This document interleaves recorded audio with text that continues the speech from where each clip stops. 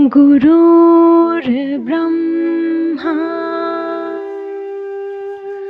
गुरुर्विष्णु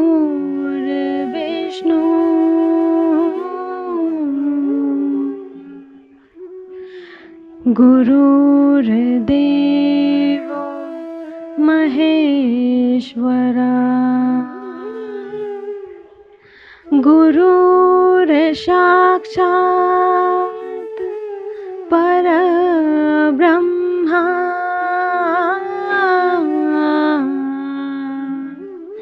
तस्मै श्री गुरुवे नमः। तस्मै श्री गुरुवे नमः।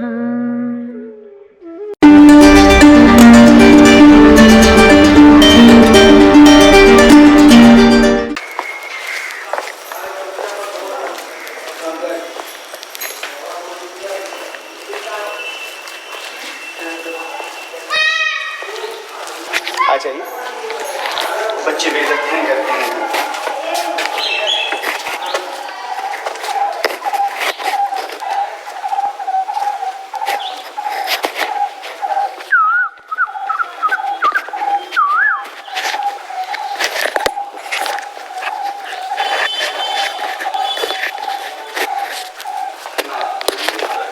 बस महाराज जी आ रहे हैं, हम लोग काशी से, हम चौका घाट। सब आदमी चौकाघाट नहीं, सब एक, मैं दिल्ली से हूँ, नितिन मिश्रा। यह विद्यालय बहुत प्राचीन है। 100 वर्ष से ऊपर 100 वर्ष से ऊपर इसका संचालन हो गया है। हम 2 ही अध्यापक वेतन भोगी हैं। अच्छा, वो भी दूसरे विद्यालय से ट्रांसफर होके आए हैं, नहीं तो ये विद्यालय अभी बंद होता, अध्यापक विहीन होता। ऐसे ही संस्कृत विद्यालयों में, अधिकांश विद्यालयों में अध्यापक नहीं है।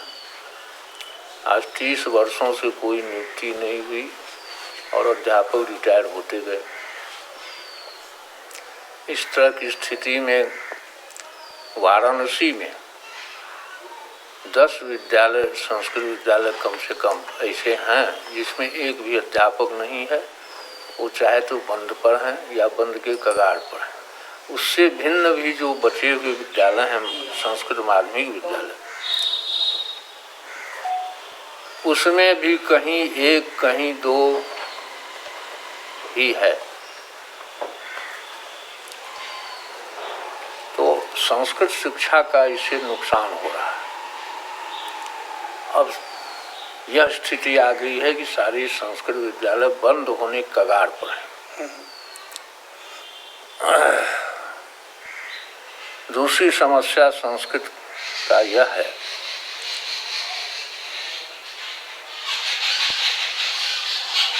कि संस्कृत शिक्षा की ओर न सरकार की ये इच्छा है कि इसका विकास हो, न आम लोगों में वो जागृति रह गई है कि संस्कृत शिक्षा को ग्रहण करें। ये पश्चिमी सभ्यता का जो अनुकरण, उससे जो मानसिकता में व्यापक परिवर्तन आम लोगों में हुई है, अर्थात पश्चिमी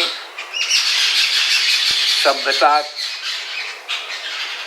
की हवा से हमारी जो भारतीय सांस्कृतिक आचार विचार, रहन सहन और अपनी विद्या के प्रति लगाव, ये सब के सब कमजोर हो गए।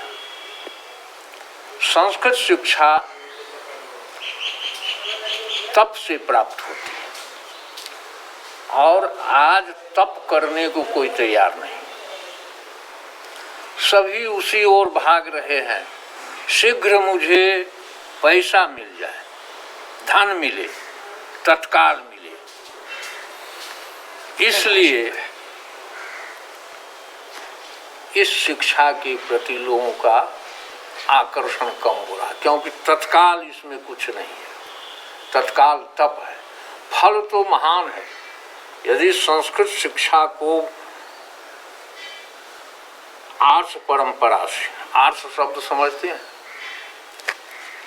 नहीं।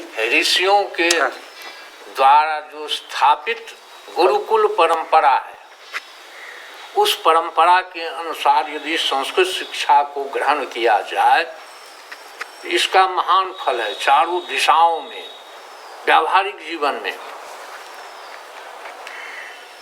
और भौतिक जीवन में भी विकास होता है। आध्यात्मिक जीवन इतना उच्च स्तर पर विकसित होता है कि केवल उसमें आनंद ही आनंद रह जाते हैं, कोई दुख का अनुभव नहीं होता। सुख और दुख दो, लेकिन उसको सुख दुख की तुलना में मन को लड़ा करके कमजोर कर देते हैं। तो आपके कुछ ऐसे सुझाव जिससे संस्कृत को दोबारा से संस्कृत लाया जाए? संस्कृत के लिए सरकार अपने स्तर से कुछ ऐसा करे कि आम लोगों में जागृति हो इस शिक्षा के प्रति, और इस शिक्षा की जागृति ऐसी हो कि पूर्व में जिस तरह संस्कृत का विकास था, संस्कृत के प्रति लोगों के आकर्षण थे, उस प्रकार का आकर्षण पैदा हो, उत्पन्न हो समाज में, तो देश की बहुत सी समस्याएं इस शिक्षा से ही सुलझ जाएगी। हाँ, शिक्षा से समस्याएं तो सुलझेंगी, पर जैसे अगर मान लीजिए कि आज मुख्यमंत्री आते हैं और पूछते हैं कि पंडित जी हमें कुछ सुझाव दीजिए कि हम किस राह पे चलें, हम आपको सारी चीज देंगे, पर हमें कौन कौन से ऐसे कदम उठाने चाहिए जिससे। देख रहे हैं संस्कृत विद्यालय है और देख लीजिए हर जगह चूता है, यह धर्मशाला का है। आज अखबार में दिया है कि प्राथमिक विद्यालय अब बिना भवन के नहीं रहेंगे, वहाँ भी नहीं है। अब देख लीजिए इसमें अभी बारिश हो जाए तो हम ठीक से बैठ नहीं सकते थे, दरी भीग जाएगी तो फिर कल घाम होगा सुखाएंगे। संस्कृत विद्यालयों में भूमि की व्यवस्था नहीं है, अन्य जितनी भी उपकरण चाहिए उपयुक्त वो नहीं है। समाज जो आम जनता है उसमें प्रवृत्ति नहीं है कि संस्कृत विद्या को मौलिक रूप से गुरुकुल परंपरा के ढंग से पढ़ावें बच्चे को। एक चीज और उसमें सन 2001 में संस्कृत बोर्ड, माध्यमिक बोर्ड गठन हुआ और पाठ्यक्रम नवीन निर्माण हुआ है 2020 में। ये 20 वर्षों में बोर्ड ने पाठ्यक्रम भी नहीं निर्माण कर सका। इससे पूर्व संपूर्णानंद संस्कृत विश्वविद्यालय से संबद्ध होते थे माध्यमिक विद्यालय, लेकिन 2001 में उसका निर्माण हो गया, बोर्ड गठित हो गया, मतलब संचालित हो गया बोर्ड। 2000 में गठन हुआ और 2001 से संस्कृत बोर्ड का संचालन हुआ। इस तरह जो सरकारी स्तर पर उदासीनता है, संस्कृत का क्या विकास होगा, कैसे होगा? और पहले का जो पाठ्यक्रम रहा वो आज के परिवेश में दुस्साध्य रहा, कठिन रहा। आजकल के बच्चे जो हैं उस पर वह उसके अनुकूल नहीं रहा। पहले के लोगों के लिए रहा जो ऊर्जावान होते थे, आज उतनी ऊर्जा है नहीं। भोजन, जात, रहन सहन सबसे ऊर्जा का निर्माण होता है।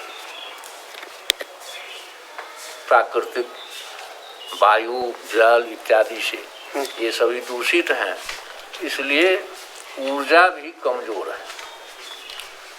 तो सरकारी स्तर पर ज़्यादा उदासीनता रही है और संस्कृत के पढ़े लिखों को जैसे कि हर क्षेत्र में होना चाहिए, नौकरी होनी चाहिए, इससे क्या होगा तो लोगों में आकर्षण होगा। अन्य शिक्षा में जैसे भोजन की व्यवस्था मिड डे मील इत्यादि देते हैं, यहाँ भी होना चाहिए। यहाँ भी छात्रवृत्ति मिलनी चाहिए। पहले सरकार की ओर से छात्रवृत्तियाँ दी जाती थी और भी कई अनुदान दिए जाते थे। अब संस्कृत विद्यालयों में कोई भी रख रखाव के लिए और खर्च के लिए कोई अनुदान नहीं। समस्या होती है संचालन करने में। उचित जो होना चाहिए संचालन के लिए वो सब होना चाहिए। यदि सरकार ध्यान दे तो शायद लोगों का भी आकर्षण हो। श्री सचिन मिश्र। अच्छा, सचिन मिश्रा। गौरव कुमार चौबे। और आप? भावेश कुमार मिश्रा। क्या बात है, थोड़ा जोश में बोलो। भावेश कुमार मिश्रा, गर्व होना चाहिए हमें अपने नाम पर। रामौ रामा रामम रामौ रामान रामेण रामाभ्याम रामई रामेण रामाभ्याम रामेभ्य रामात् रामात् रामाभ्याम रामेभ्य रामस्य रामयो रामाणाम रामय रामयो रामेषु हे राम हे रामौ हे रामा।